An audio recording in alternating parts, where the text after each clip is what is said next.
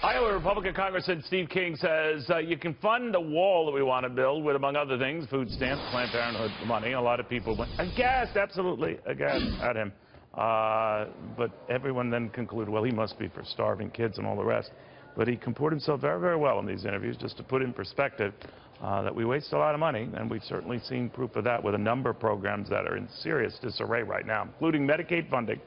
That right now, even after the meltdown, when you'd think that it would go up anyway, and then a lot of people would sign up and get Medicaid, but as the economy improved, that would go down. Of course, it never did, and that is the kind of thing the Republican congressman from Iowa is getting at.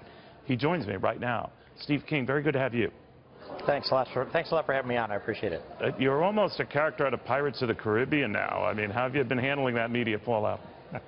Well, I've been kind of busy here, so I just let it flow off of this duck's back. But I've noticed that they haven't really made any substantive arguments against the points that I've delivered. And when you have families that are 3 generations on welfare and nobody's worked, and there was a study of Milwaukee some years ago of 36 square blocks in a residential area where there wasn't a single employed male head of household. And we have 40% of the people that are on EBT cards, or food stamps, right, as we used to call them, 40% are obese. And we established the food stamp program to solve the problem of malnutrition in America. And now we're contributing, at least if we haven't created it, but we're contributing to an obesity problem. And we're not supposed to bring that up because a lot of those folks are Democrats and they get ginned up by the other side. And I just think we have to open up the topic if we're going to get America on the right track again, and this is the administration to do it. You know, one of the things that has come up again and again and again, whether you support all these government efforts, and no one says we shouldn't feed those who are genuinely starving and poor, et cetera, but the one thing that happens with government programs, I notice, again, whether you're on the right or left, it's very easy to grow them, very, very difficult to sort of slow them down, because no measure that has ever been talked about, to my knowledge, has been to reverse that. It's just to slow the growth, and yet that is seen as throwing Granny off the cliff, what have you. I mean, that's what's going on with Medicaid, for example, in both the House proposal, the Senate proposal. It's for slowing the growth of it, yet it is seen as being, you know, a knife in the heart for those who vitally need it. So you're losing that PR argument, and then Democrats and liberals come back and say, well, you're very keen on providing tax cuts for wealthy people, but not for helping average people. You say what to that? Well, I would say I recall in the previous decade when we brought the tax cuts, the Bush tax cuts, that we were trying to find a tax cut for the lower income people, but we found out that in a good number of those brackets they weren't paying any taxes at all.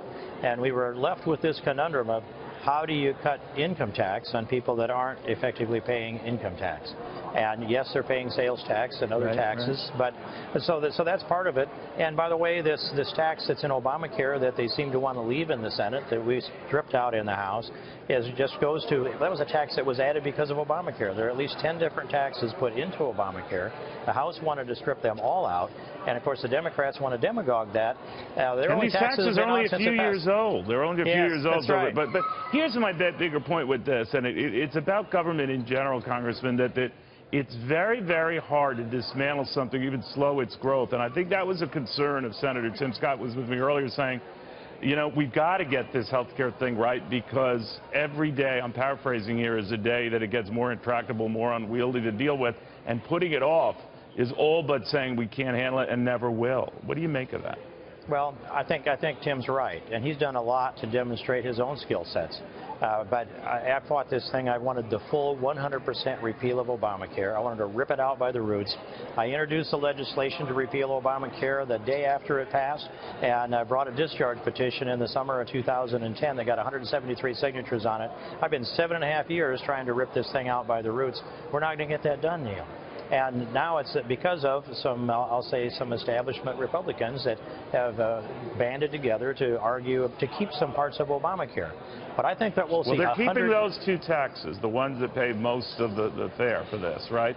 But Tim Scott offered, right, Tim Scott seemed to be offering the possibility that if they go along with this, if senators go along with this, then when it comes to the tax reform thing, they can get rid of them there. What do you think of that?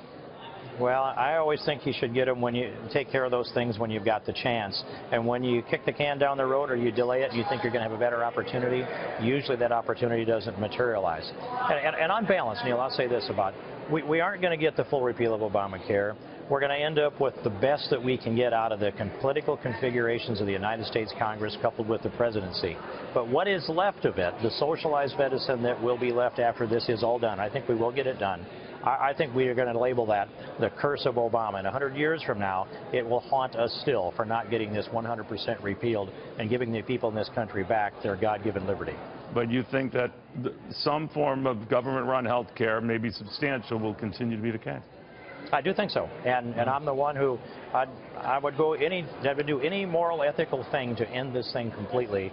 But the inertia of the politics here, it changed when we weren't able to bring my full 100% repeal to the floor early in January. Had we done that, every Republican in the House would have voted for the full repeal, and then they would have had no negotiating position to preserve the essential health benefits or the taxes that are being discussed now. And that was tactically the moment of demarcation for us. Yeah, even in the Senate, it passed with every Republican, I think, save Susan Collins. Congressman, thank you very much. Good seeing you. Thanks a lot, Neil.